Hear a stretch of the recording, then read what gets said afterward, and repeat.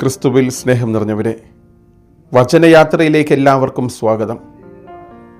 ഇന്ന് ബുധനാഴ്ച വിശുദ്ധ ലൂക്കയുടെ സുവിശേഷം 13-ാം അധ്യായം 22 മുതൽ 30 വരെയുള്ള തിരുവചനങ്ങളാണ് നമ്മൾ വായിച്ചു കേൾക്കുക. ഒരുവൻ ക്രിസ്തുവിനോട് വന്ന് ചോദിക്കുകയാണ്, കർത്താവെ, രക്ഷ പ്രാപിക്കുന്നവർ ചുരുക്കമാണോ? കർത്താവ് തിരികെ പറയുന്നൊരു ഉത്തരം, ഇടുങ്ങിയ വാതിലിലൂടെ പ്രവേശിക്കുവിൻ. വഴിയും സത്യവും ജീവനും ഞാനാകുന്നുവെന്നും എന്നിലൂടെ അല്ലാതെ ആരും പിതാവിൻ്റെ പക്കലേക്ക് എത്തുന്നില്ല എന്നും യേശുനാഥൻ ഓർമ്മിപ്പിച്ചതാണ് യോഹന്നാൻ്റെ സുവിശേഷം 14-ാം അധ്യായം 6-ാം വാക്യത്തിൽ.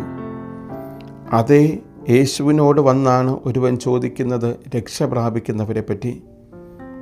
യേശുനാഥൻ പറഞ്ഞത് ഇടുങ്ങിയ വാതിലെന്ന് തന്നെയാണ്. യേശുവിൻ്റെ അടുത്തേക്ക് പോകുവാനായി ഒരുവൻ അവൻ്റെ തന്നെ ജീവിതത്തെ എളിമപ്പെടുത്തേണ്ടതുണ്ട്, ക്രമപ്പെടുത്തേണ്ടതുണ്ട്. ക്രിസ്തുവിനോടൊപ്പം ചേരുവാനായിട്ട് അവൻ ക്രിസ്തുവിനെ പോലെ തന്നെ എളിമപ്പെടുത്തണം.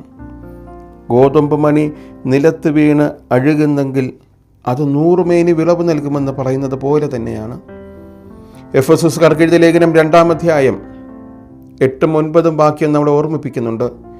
വിശ്വാസം വഴി കൃപയാലാണ് നിങ്ങൾ രക്ഷിക്കപ്പെട്ടത്.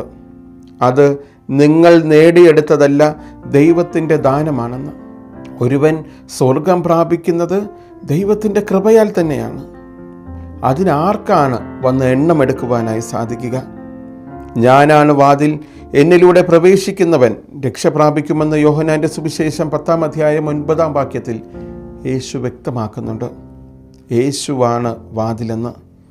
നമുക്ക് യേശുവിലൂടെ പ്രവേശിക്കുവാനായിട്ട് നമ്മളെ തന്നെ നമുക്ക് ഒരുക്കേണ്ടതുണ്ട്.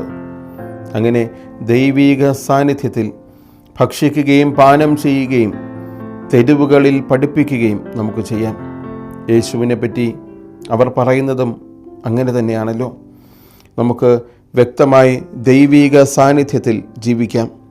ഇന്നെങ്കിലും നിങ്ങൾ അവൻ്റെ സ്വരം ശ്രവിച്ചാൽ എത്ര നന്നായിരുന്നു എന്ന് ഹെബ്രായർക്കാർക്ക് എഴുതിയ ലേഖനം 4-ാം അധ്യായം 7-ാം വാക്യം നമ്മളോട് ആവർത്തിച്ച് ചോദിക്കുന്നു.